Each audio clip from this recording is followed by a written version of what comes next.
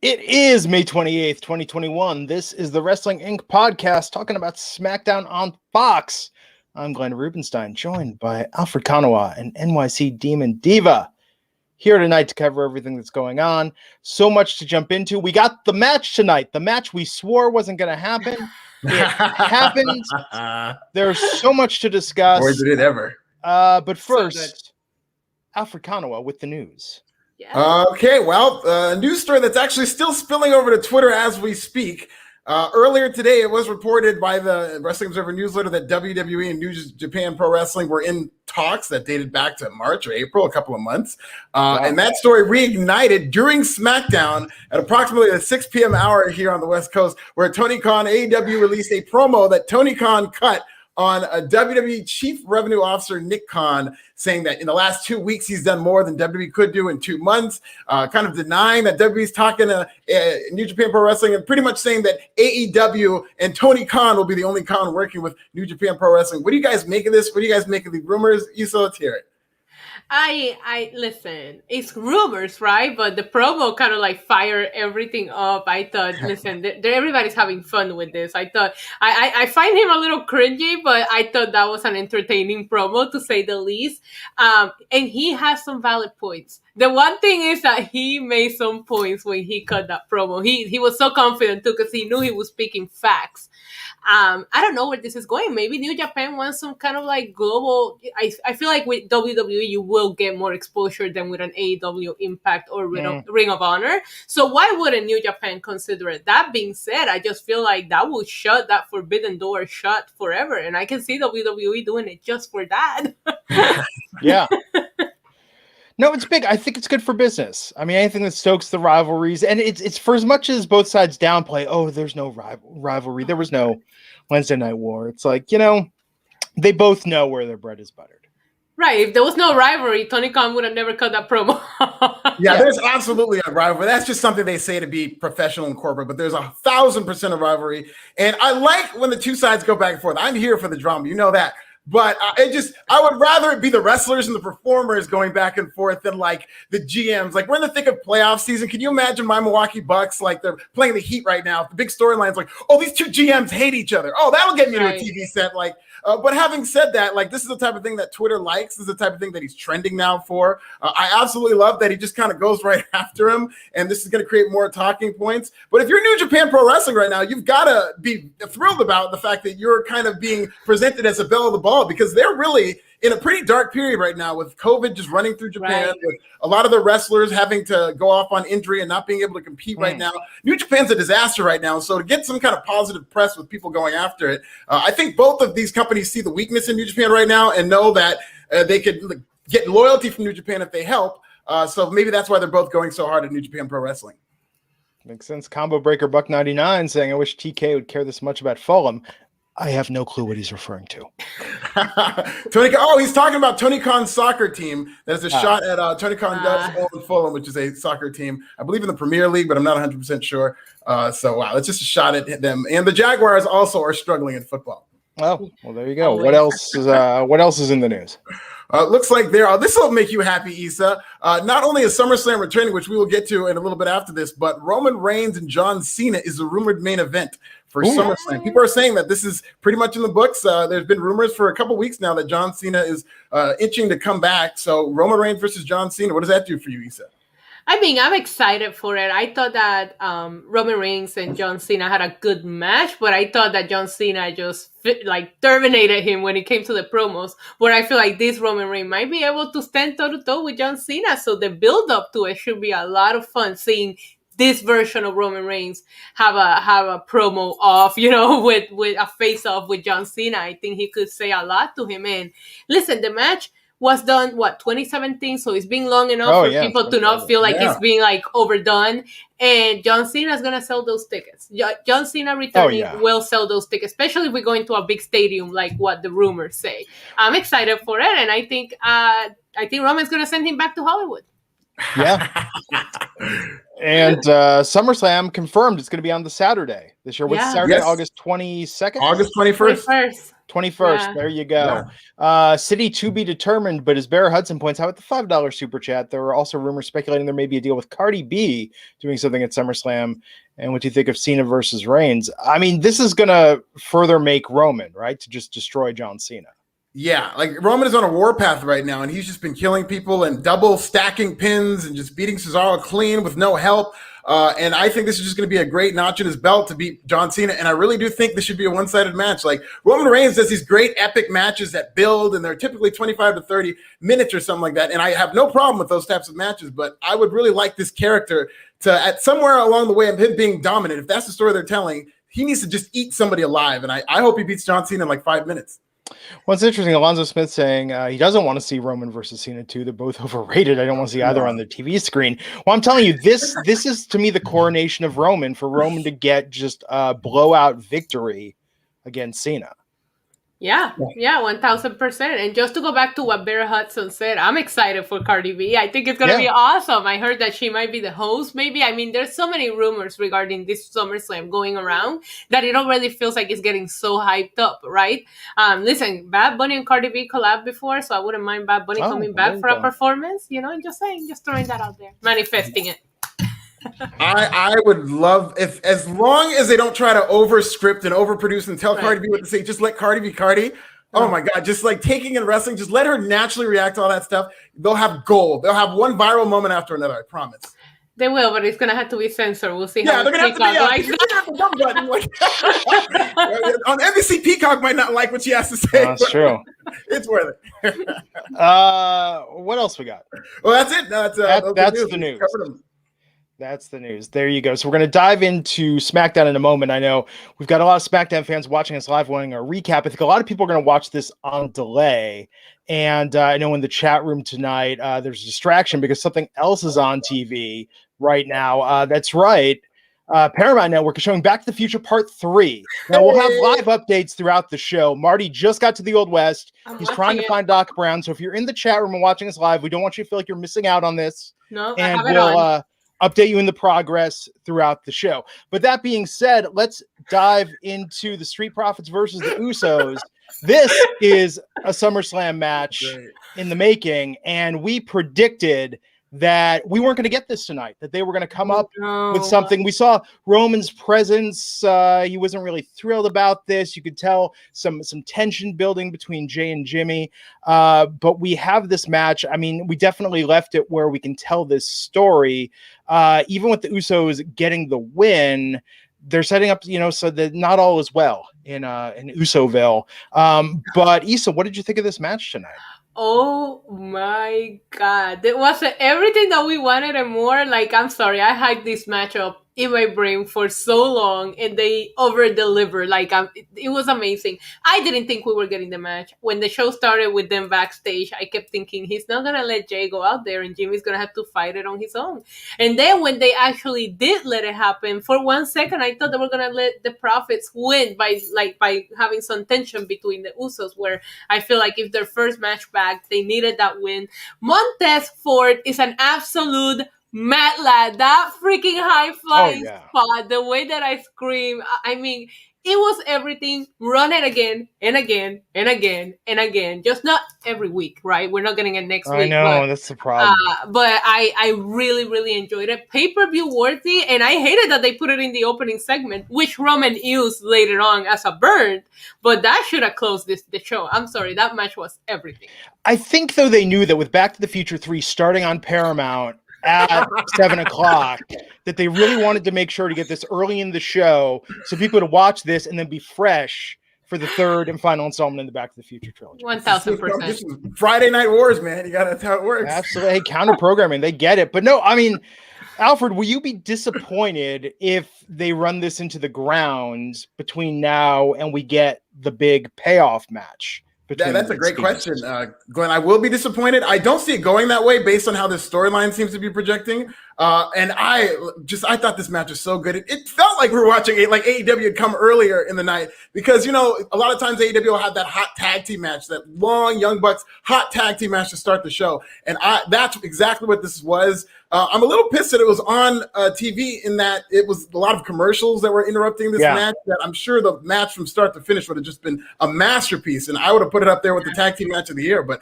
I just love this from what I saw. I thought it was incredible. I was just shocked, like we were saying. I mean, we just pretty much assumed there's going to be some shenanigans because of how the storyline was going, and because this is such a big, high-profile dream match. I thought it was going to just they're going to find some way to get out of it, but they didn't. And I'm kind of glad they didn't because this was an incredible match. I just love the storytelling of the finish came when, Jay helped Jimmy. Just when you thought he might turn on him, he helped him, and that led to them winning. And now Roman is pissed that now they're stronger and closer together and might win titles without him. And it's just such storytelling from the beginning to end. And I just like how they're fusing these two storylines together. So if they get that title shot, and we'll talk about that. I mean, they set up this story that, they're going to get this match against the Mysterios. I mean, I don't know. Like, how do you have the Mysterios lose when now we've essentially had Dominik and Ray solo? That's exactly how you have them lose. They're not. Really? They're not a tag team. Tag teams don't go out there and fight. You fight this week and I'll fight next week. That is not how it works. Okay. No, but I mean, I think the Usos having the goal with Roman is a good idea, but Roman not liking it. I am so intrigued by the storyline. I know we say it every week, but it just keeps getting better and better, and they're building the tension so well. I wanted to add them going at it on the mic before the match started was also so good. I've been wanting to see. I miss the Usos doing promos together. I forgot how much I enjoyed them. And the Street Profits can go toe to toe with them. So it was just a lot of fun. Yeah, they're I liked it too. I very much enjoyed the opening promo back and forth, especially the Usos were great, and it was great to see them do their thing again, because that's another thing that I really missed from the Usos. But the fact that the Street Profits actually got to cut an actual promo without like having to hype anything up, like these guys can talk, and I like them talking trash. Like that's what lives up to the "I want the smoke" or "We want the smoke" tagline. Is them just talking all this trash about they used to have that haka dance. This I'm on. I love that trolling promo. I want to see more of that from the Street Profits. Yeah. The promos were great. But I want this feud. I want this to be SummerSlam. I want the Usos to deal with whatever conflict they have with Roman. Hell, have them beat the Mysterios, get the titles, have them break up, implode, go one-on-one. Like, let's take this full circle back to SummerSlam against the Street Profits for the titles in front of a live crowd.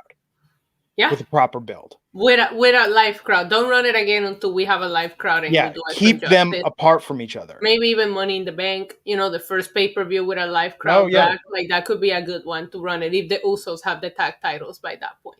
I mean, I just think this is such not just a money match, a money feud, and I just don't want it to be over. Yeah. I still have reservations about the fact they just gave this away with a week's build, and maybe this will just be like a commercial for what is to come in terms of a live crowd being there. This shows you how good they can be. So hopefully people will be excited by the time it comes back around and they didn't ruin it. And also, I remember the Usos and the New Day kind of like the same thing happening, but they kept over-delivering. And I feel like the Street Profits are just that good that we could see the match multiple times without it feeling old. Yeah. So text from Raj Giri. He's saying, hey, man, some people might be watching the podcast live and they're going to watch Back to the Future 3 later after the podcast. So be sure not to spoil Back to the Future 3 okay, Raj. on Paramount for anyone that's watching the podcast live. Wow. Now look at that man produce this podcast via text. That's dedication, man. That's spoiler dedication. alerts. I know. I don't want to spoil it, man, but Marty and Doc. Oh God, it's killing me trying to not react to this in real time. Well, I've got that on the screen here while I'm doing this podcast. I'm trying not to be distracted. I'm proud of you. I'm proud of you for making it through without being distracted. I'm looking forward to the updates, to be honest. I want more updates. I don't want to spoil anything, but ZZ Top does appear at some point. Yeah, it's okay to give that away. There you go. Justin Lopez, $4.99. It was a tremendous opener. I was perplexed by Cole called an upset that the Usos won. I mean... Yeah. I like that. I'll tell you why I liked it. It's because I did expect the Street Profits to win. Based on what's going on backstage, you can tell that there's dissension in the Usos. And if you're looking at this from a real sports standpoint, these guys have not tagged together for a year. In that time, the Street Profits have been the best tag team on SmackDown. So if we're looking at this and breaking it down, if there are actual odds on this, if this is real, the Usos coming back for the first time might have chemistry issues or whatnot. I do consider this an upset. I loved it. When they cut that promo, though, that didn't seem to me, actually seeing them there and then seeing most of their performance tonight, it's good what they did later in the show to have Roman's reaction to kind of remind you that all is not well. Yeah. And even have Roman like upset with the outcome, even given the win tonight, because it's not Roman sanctioned and blessed. But seeing them there, it's like, when these guys, I mean, and that's by the way, I mean, I hope we're not overhyping this, but that's what makes it so magical is that the Usos and the Street Profits are two teams that are absolutely in sync with one another in their promos and their delivery and their in-ring moves, the way they carry themselves. I mean, I think these are the two best tag teams in all of WWE. Certainly the ones that I enjoy watching the most. Yeah, what tag teams in wrestling? Listen, man, I'd put this up there with any tag team match I've seen this year in any promotion. I think this is top 5. It's gonna be a long time before I forget this, unless they run it into the ground, of course. That's the problem, man. That's the problem. So we went from this. If you like tag team matches, then immediately after this, we had Natalya and Tamina Snuka defending the tag team championships, the women's tag team champions against the Riott Squad. Alfred, what'd you think of this match? I thought this poor women had to follow that great tactic because I thought this was actually a pretty solid match, but it's like, I mean, this is like while you're having a cigarette afterwards, you know? And so it wasn't as like, I still do that. Wait a second. Is that a dated reference, Alfred? Is that still a thing? Yeah, cigarette is a dated reference. People don't do that anymore, but I don't want to use your imagination. But I absolutely, I thought it was fine. I thought it was an okay match. I think it was influenced by the fact that we just seen an instant classic. But I thought Ruby Riott was really good in this match. I enjoyed the hell out of Ruby Riott in this match. Her selling is just completely different, right? Like I really enjoyed it. Props to Tamina and Natalya for being defending champions. They have been. I mean, granted that, in Raw they were defending against Nia and Shayna again, but they're defending and they're making Tamina look really good. So, but like Alfred said, I was still too busy scrolling through the timeline, just reading all of the tweets about the Usos and the Street Profits, and just so hyped from it that I wasn't into it. Yeah, it's unfair too because I mean this was a cool match. All the women looked fantastic. I mean it was pretty straightforward. Tamina and Natalya got the win with Tamina nailing the Superfly Splash on Ruby Riott. I like that the champions actually got to win for a change, so that's good. Yeah, it's true. It's true. It was good. And then we had let's see. We had backstage Jimmy saying he wants the winner of the SmackDown Tag Team title match next week. Pierce made it official. Then we had SmackDown Women's Champion Bianca Belair versus Carmella. I feel like we haven't seen Carmella in a while. Yeah. Maybe I've just missed those weeks. It's like here and there. They had her with Reggie, and then they took Reggie away from her, and it's been kind of sporadic where she's appeared. Oh, didn't she talk with Bayley recently? Or am I just making that up? No, that was with Billie Kay. I think the last time she was on TV was at WrestleMania, actually, where she teamed with Billie Kay. Yeah, you're right. I don't think we've seen her since. Yeah. Well, it was good to see her. Yeah. They worked very hard. I thought Bayley was incredible on comment. She's so good in that role because it's I don't know. It always seems like they don't produce her. It seems like they just tell Bayley to go out there and be Bayley, kind of like what they do with Asuka. And like she's so good in that role. And like Michael Cole screwed up saying Bianca Belair, called her Belanca. Like, you idiot! You called her. And that's what like Michael Cole's famous for doing that to people. So it felt so good to see somebody do that to him. I love when at the end when she was laughing at Bianca, she was trying to tell them, laugh with me, and Pat McAfee did like this scary fake laugh, like I will say my eyes were not on the TV, and as soon as I heard her voice, I just popped right up because she's so entertaining, and I just love seeing her on my TV, and she's not letting go of this like Bianca cheated thing. I don't know the way that she does it. I know she's supposed to be aggravating, but I'm here for her every week. Like she's just so good, and her banter with Michael Cole will never get old. Yeah. But that's the challenge, right? We've talked about this before. There are some performers. Asuka is one.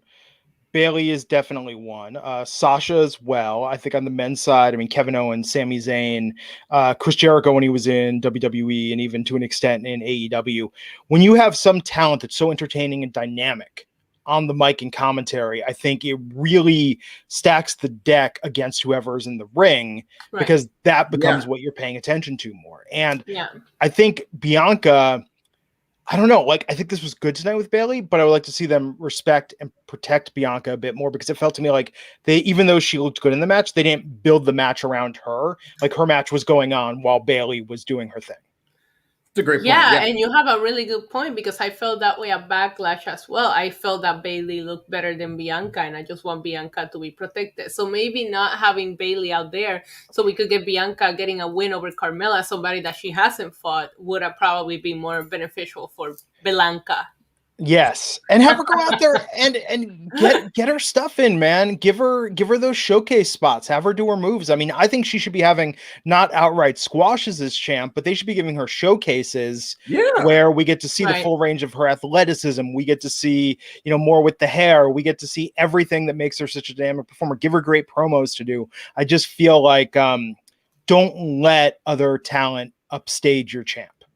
Right. Yeah. Because they are definitely in the background for this. Like, I remember Bayley first, and then they were having a match, but this was like about Bayley. Mm-hmm. And thankfully, she was talking up Bianca, though. I will say that. And I like that line she had where she said, like, they were like, well, wouldn't you argue that you brought the hair into it? And she's like, it's attached to her head. She brought the hair into this match. She's got like that Sami Zayn like quality where she's so like paranoid that she makes good points in convincing herself to be paranoid.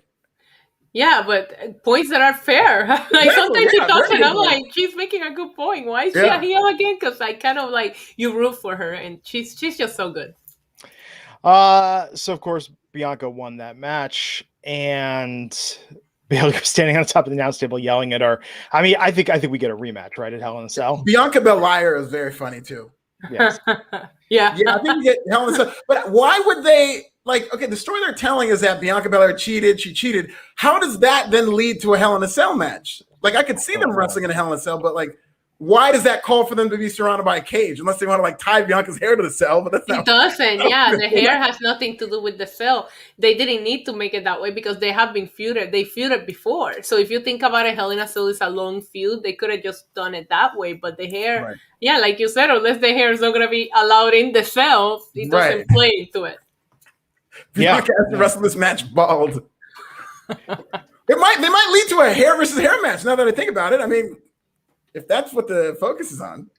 Yeah. At some point, I will predict at some point Bianca will be in a hair versus hair match. No, Bayley would go she's not going to lose. She's not going to lose. But I'm saying that like her hair is. I mean, she's like Samson, right? That's like her superpower. Like that, you've got to work that in. And a lot of that is like a weave, so it wouldn't be that. Like if Bianca lost a hair versus hair match, don't ruin the illusion. It's like in the 80s when my mom told me Tina Turner wears wigs. I was like, you've just ruined everything for me. Remember when didn't we tell a story recently in the podcast about the girls wearing extensions and people being shook by that? Yeah, it's like finding out that Santa's not real. I want to believe it's all real, man. I want to believe it's all real. But really, with Bianca, I thought that was. I mean, again, I think the extension, the long whip. She doesn't walk around with her hair that long. That's for sure. I don't know. People do crazy things, man. People commit. Her hair is long somewhat. I think pictures of her really like if you see her at the Hall of or like a Hall of Fame or an event or something like that. She typically doesn't have that long hair, but so let's not tell Glenn that. Yeah, I'm sorry, Glenn. Killing kayfabe on what's funny though about professional wrestling is there's so much stuff that you assume is like for storyline, and there's other things that I just believe in by. Like I really thought I thought that accent was real for the longest time. I don't know why I thought that. I just did. If it makes you feel any better, until I was way too old, like I thought John Gonzalez's body was like an actual body until like, I really should have figured that out earlier. But like I would say like. When I was like in my teens, I was like, that was fake. Like I thought that guy was really shredded like that. So, yeah. Hey, wow, man. Alfred, that got deep. This got deep.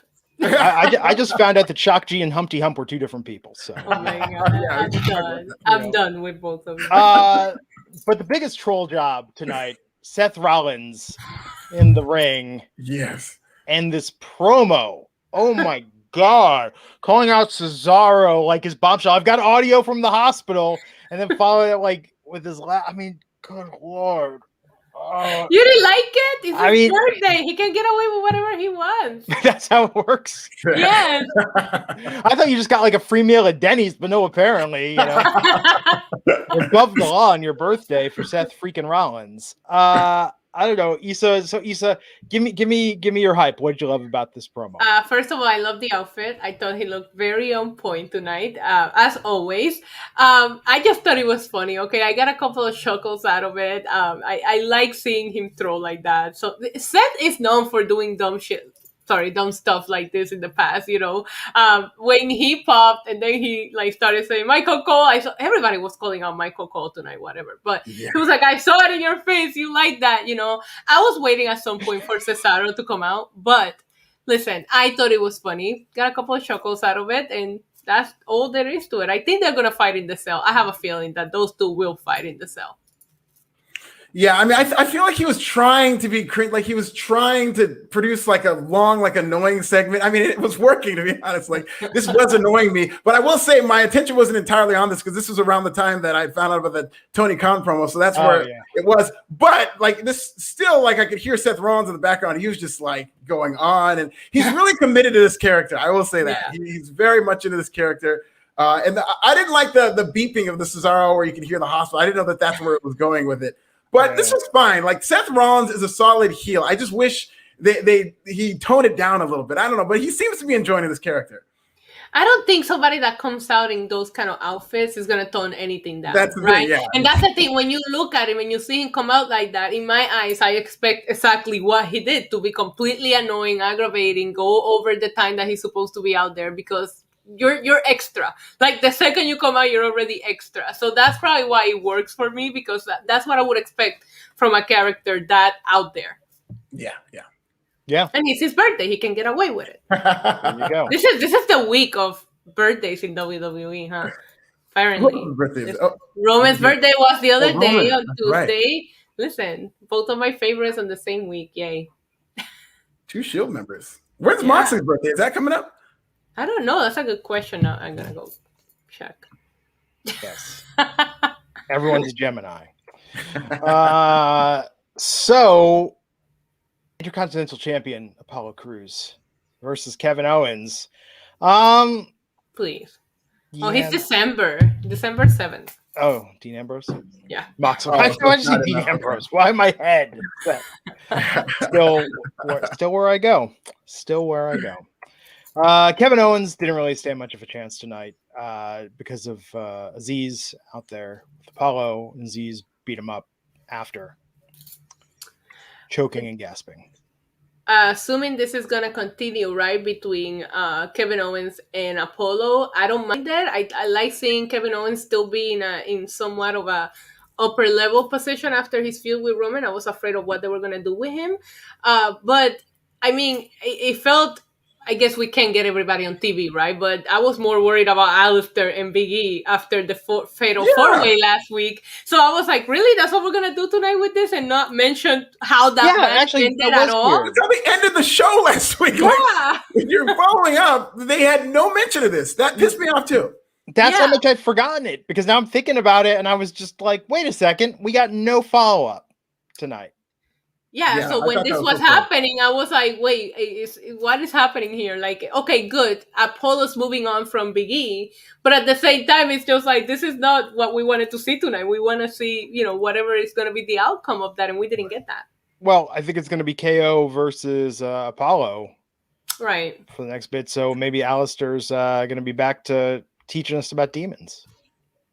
Pazuzu. And I was just going to say, I hope that Apollo Crews gets to actually win that match, because like all of his matches, it's just been either short matches where Aziz jumps in or he gets all this help. So like he needs a quality winner too during this title but what does that do for Kevin Owens then? But Kevin can weather the storm of being on a Can he? Like, I mean, he's been weathering a forever storm then. I know. I mean, like, how long does this hurricane is just stuck there? It's not moving. I mean, he's not hiding in a porta potty from Braun Strowman anymore, right? So, oh my God. He definitely needs to go to Raw. He needs a fresh start. He's felt very cold for a while now, and I could have done without all the coughing. How they made him cough and do it. It was ridiculous how he was doing that afterwards. But he got his rematch, and but he definitely needs to change his scenery. Maybe he needs to go to now. There's rumors that Finn Balor is coming up to the main roster. I think they should trade Kevin Owens down to NXT. I think that'd be a lot of fun. Oh my God, yes. I mean, I want KO to like be dominant in NXT. I don't know that that's how they book him though. Right. Well, Finn Balor was very dominant. Remember we were talking about. I was just gonna say that. I thought Finn was coming down to put people over, and he just ended up winning everything he got into. So maybe they'll do that with Kevin Owens. I did like the idea of him going to Raw. Raw needs a lot of people or a reset or something. If Finn Balor comes up, put him on Raw. Like, you gotta do something with Raw. Kevin Owens going to Raw will be a good idea. So we had this backstage promo with Jay and Roman, Paul Heyman backstage, and interesting, Roman not putting over their performance tonight, saying he doesn't want Jay to go back to a place where people look at him and wonder which brother he is. He went there. Yeah.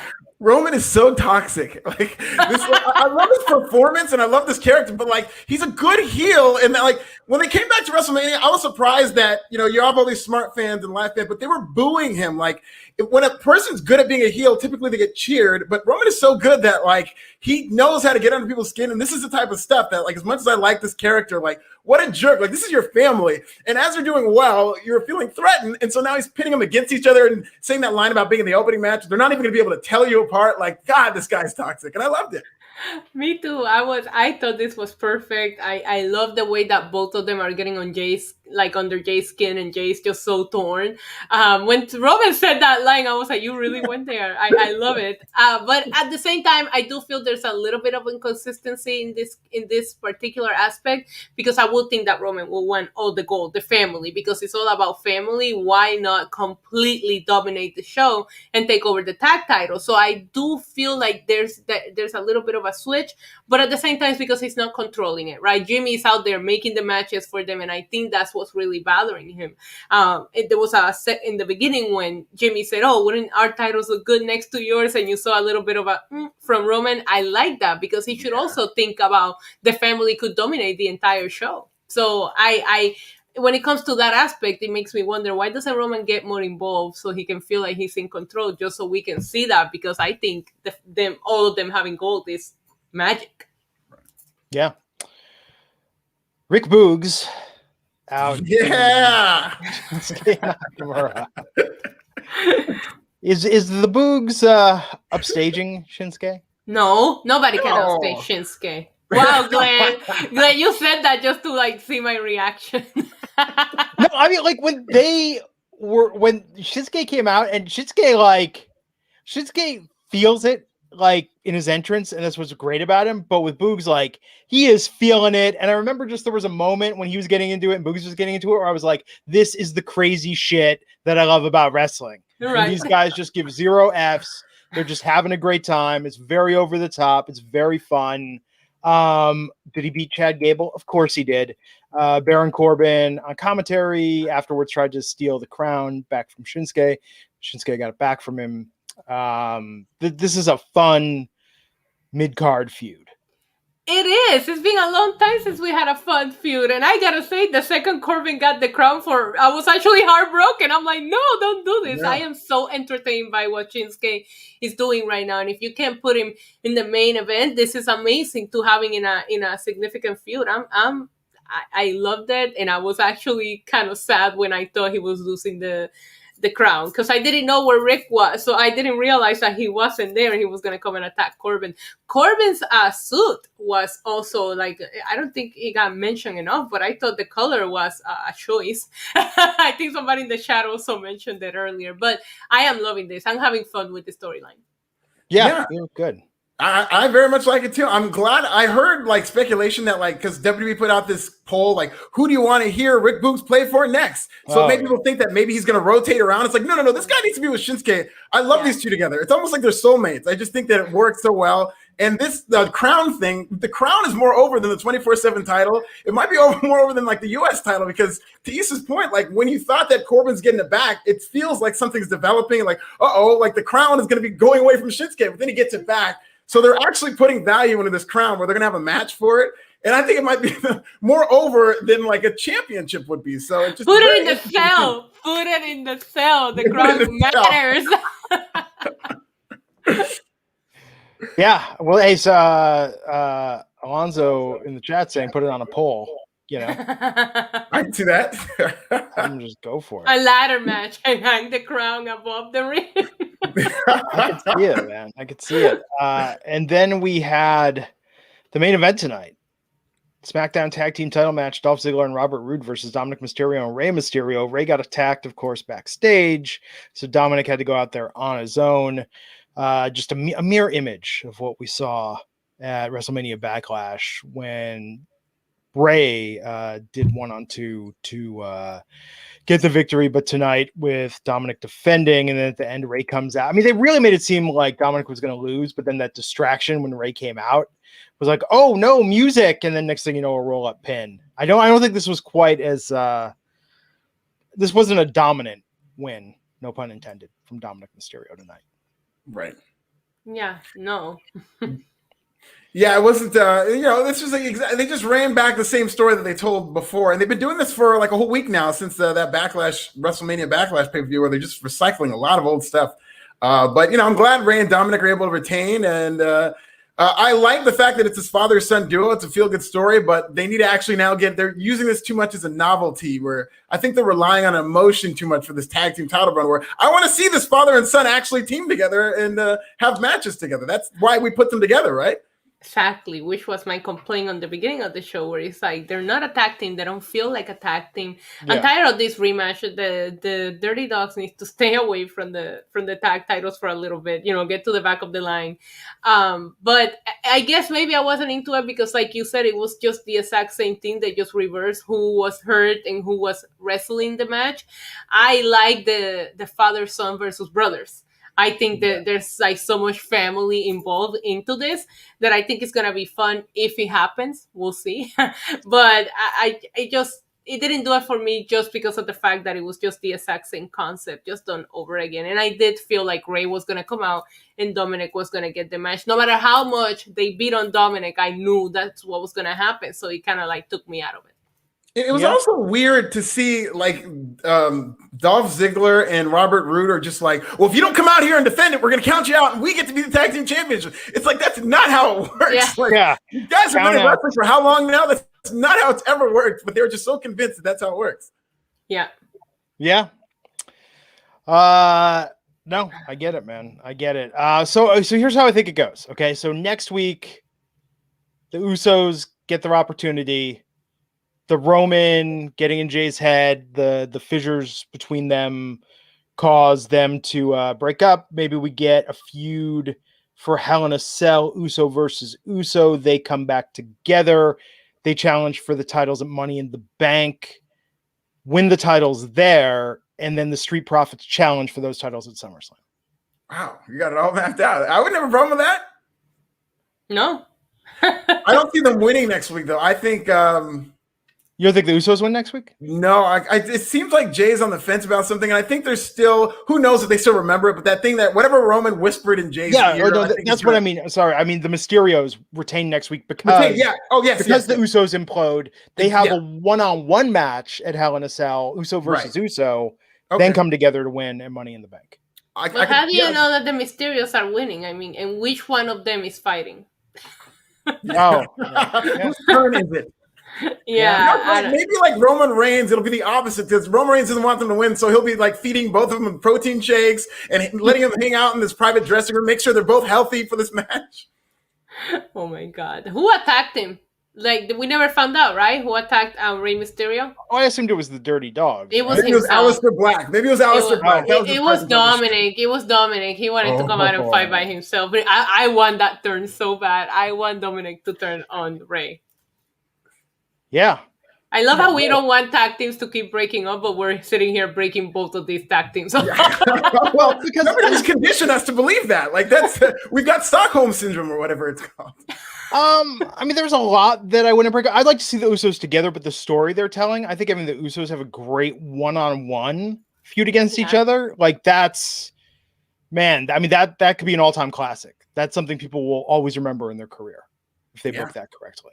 Yeah. You know? Absolutely. I think with fans coming back, now's the time. Now's the time to do that. So I just I was here for them breaking up, but I gotta tell you, seeing them cut the promo together, come out together, and wrestle together, I really miss the Usos. They're one of my favorite tag teams of all time. And it just like I feel so torn. That's the thing about this storyline. I feel so torn because I do want to see them together and I do want to see them win the gold. And I think that's necessary to the storyline is that you look at them together, you remember how much you miss them together, so that, and even when like Jey Uso had that look on his face, like, God darn it, like now I have to deal with it. Then you like your heart kind of sunk, like, oh no, this isn't going to last for much longer. Like, so it's going to be more, I think it's going to tug at your emotions more if and when they do break up. And you're already seeing the subtleties, like Jey was wearing long pants, Jimmy was wearing shorts, they're usually matching identically, but they weren't on the same page tonight. They don't even look the same anymore with their hairs and everything. Yeah, you're absolutely right. That's actually a great detail to pay attention to because I didn't think about that.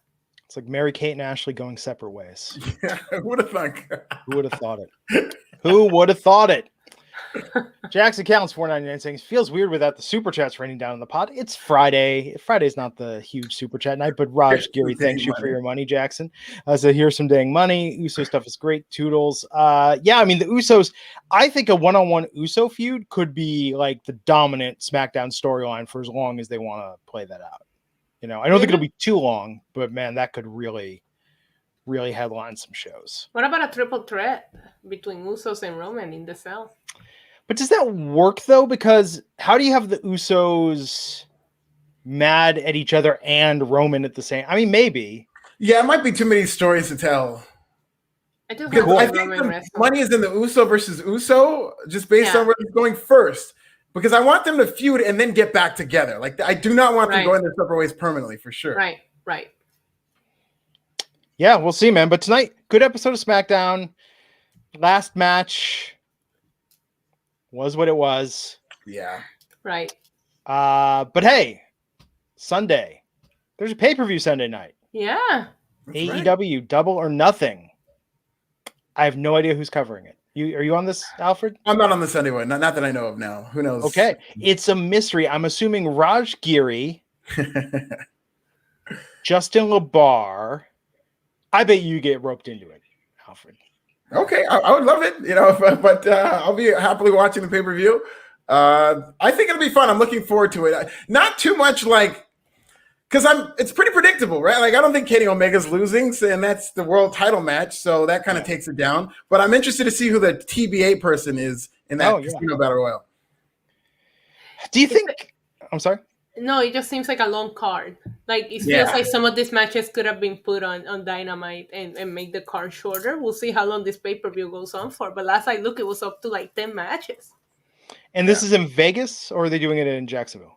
Jacksonville, yeah. Gotcha. And with a full live crowd. Yeah. It's pretty packed right now. No, I mean, not that I'm watching. I'm watching Back to the Future 3, obviously. I know. Doc, Matt, Clara, how are they going to figure this out, folks? Tune in. We're all going to jump over and check that out. And then after, I got to watch the season finale of the Mighty Ducks Game Changers. What's going to happen there? With the Don't Bothers, the biggest match of their careers. Cobra Kai news. Oh, Lord. Broke the internet yesterday with their season 4 teaser that Terry Silver is back for season 4. The evil mogul who dumps toxic waste from on his big cell phone in his jacuzzi is coming back for season 4. The villain from Karate Kid 3. So huge Cobra Kai news. Wow, huge.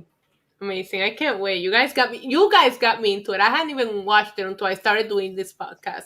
And then apparently it was a requirement to be able to do this podcast, to watch Cobra Kai. And I binged it. And then I was like, I hate when you binge something on Netflix because then you run out and you have to wait so long. It's driving me crazy.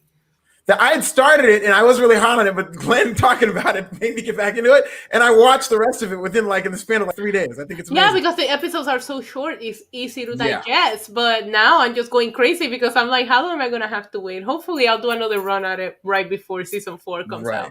Although, if I'm going to have a little critique, I miss the intimacy of season 1, where it's more like Johnny figuring out his place in the world, his relationship with Miguel.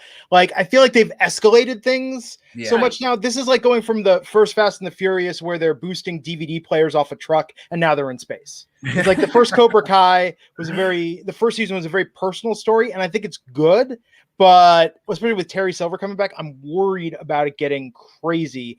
And I have to admit this. I often say that I love Karate Kid 3.